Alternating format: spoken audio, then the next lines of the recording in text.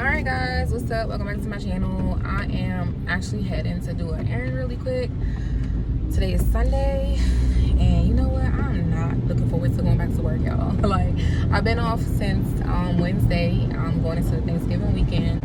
Of course, we were off Thanksgiving Day, but I took the Friday off so I can, you know, have Friday with my Saturday and Sunday off. So, but I'm not looking forward to going back to work, y'all. I don't know about y'all, but I'm not. If you watch my previous videos, you will know why.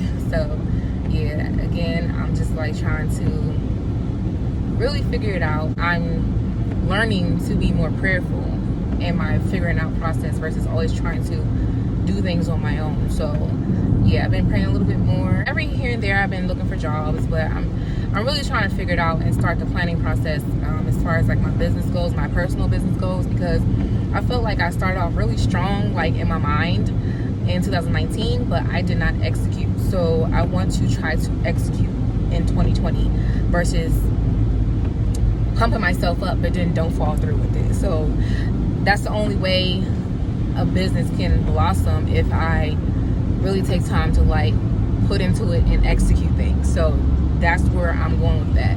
And like I said, I'm going to try to be more intentional with my prayer process to go along with that, because prayer does wonders and opens doors. So I'm gonna pray about my concerns, maybe what I need, or like, God, what do you want me to do, and go from there. Started this video today because I got a question, what made me want to start writing books. And I did a video before about my first book, like what made me want to write a book, but I'll go ahead and kind of like go over it again. Yeah, I did phone call completed. I did a video before about why I decided to write a book, but I'll go ahead and do it again, just like an updated video about that. So I started the process of writing my first book because I had to get it off my chest, everything that I was going through. Like, I felt silenced for so long within my relationship. I kind of like shut down, like on the outside to people, everything looked great. That's how it always is with, now I'm not going to say with relationships, but just like people that are involved in like abusive or domestic and bad like relationships. Like, it always looks good on the outside, but you never know what a person is going through within their home or within their relationship unless someone, and I'm speaking not the abuser, because the abuser, they always try to make themselves look so squeaky clean in front of others, or even if they try to complain about little things, they still put on this persona that they are doing no wrong, and that even though they're complaining, they try to make it seem like it's all her or him. Like, they won't do this, they won't get a job, they won't blah, blah, blah, blah. You know, they'll try to point the finger, but everybody looks at them like they're the perfect one and they got it all together, when they really don't. They're the one that's really like abusing and this, that, and the third. I brought that up because when I was talking to like one of my little cousins, they're males, and they're like a few, well, not a few, but like one of them's like 3 years younger than me. The other one is like my little sister's age, like 24 or 25. And I was talking to a 25-year-old, and he's just like, you know, he just had a child, and he's just like, you know, him and the mom are co-parenting, but they're really good friends. And I'm just like, that's good for you guys, you know. But in my situation, I felt like I don't have a problem being a co-parent, but it's very difficult to be a co-parent when you are trying to do that with someone that abused you, you know. In their minds, they, on the outside looking in, they're like, you guys just looked so happy, you guys this, you guys that. And the both of them, they're brothers. They're like, you know, it depends on the perception. Like, we don't think that he abused you, or we don't think it's as bad as what you tell us. And I'm like, of course you don't, because you weren't there. You know what I'm saying? Like, you didn't go through what me and my children went through. You didn't feel what we feel. You know what I'm saying? But anyway, let me not get off track. So before I checked into counseling, I was like, it started to come out. Like, I started to use my voice, and I started letting like close family and friends know, like letting them in. Like, on the surface, you guys see this, but you don't know what me and my children have been going through, or like what I've been harboring internally. So I started letting it out, like just telling everybody, not everybody, but like close family and friends, what was going on. And it became to the point where it started to become overwhelming, you know? And I didn't want to overwhelm anyone. And I checked into counseling, and during my process with counseling, when you go through counseling and everything, they kind of like poke at you and try to like dive deep or whatever, like internally, to bring out certain things with you. So in counseling, I went for about almost 2 years.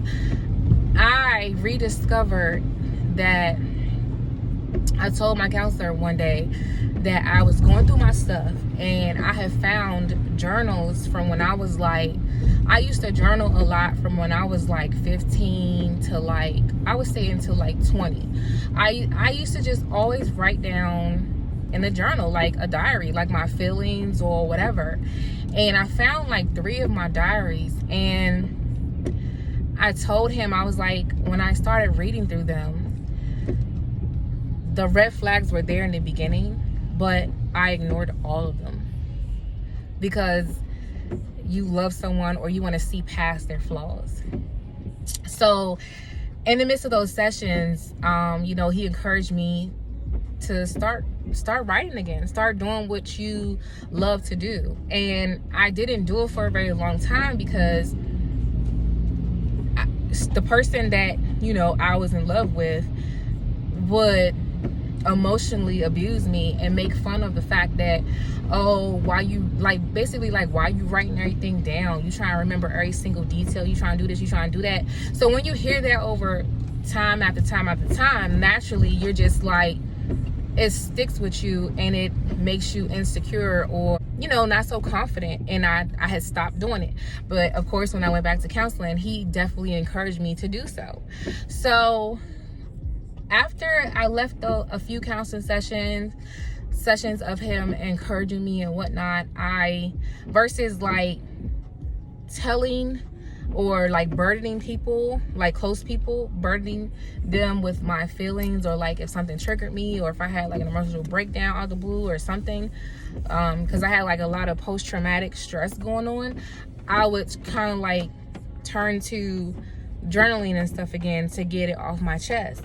So in the midst of that, I was just like, versus handwriting it with my hand, I was just like, I'm just gonna go ahead and type a book. Like, something just came over my soul, like I'm just gonna go ahead and try to write a book. Like, I know I'm not like professionally like this author, but it's just like, you could set your mind to do anything that you want to do. So I knew that I had the basics of experience before, just writing and jotting down my feelings, but I wanted to push myself to do something different, to be like an author and actually like write down my experience, especially for this day and age. Okay, so the way I look at it too is like, a lot of the things that I've experienced, I had only heard about like my elders going through things like that. And when I say my elders, I mean like people that are now like in their 40s, 50s, and 60s, like, you know, my elders, my aunts, uncles,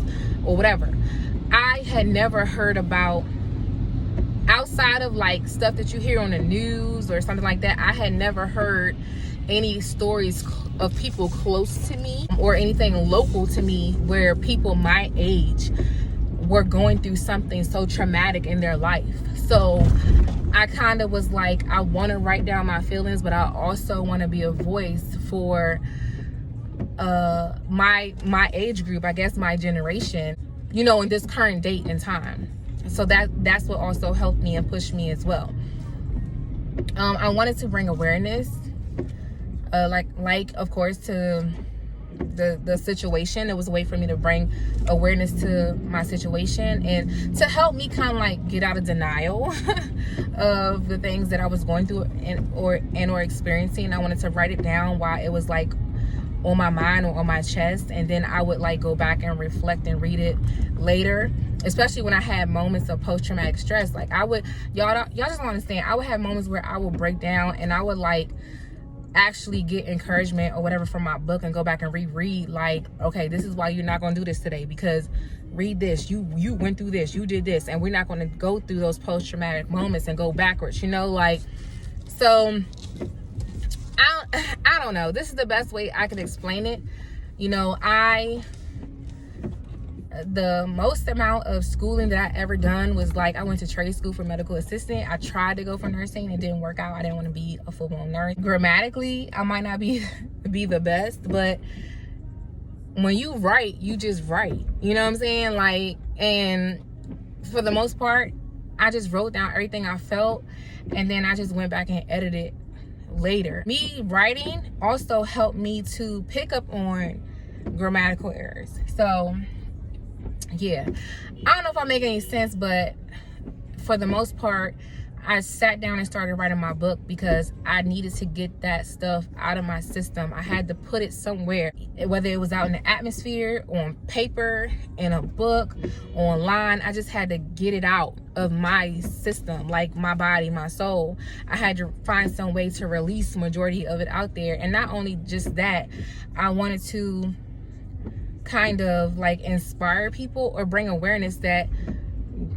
most likely you're not the only person that is going through something so traumatic. So that's pretty much the main reasons why I decided to write my book, my first initial book of the main part of it.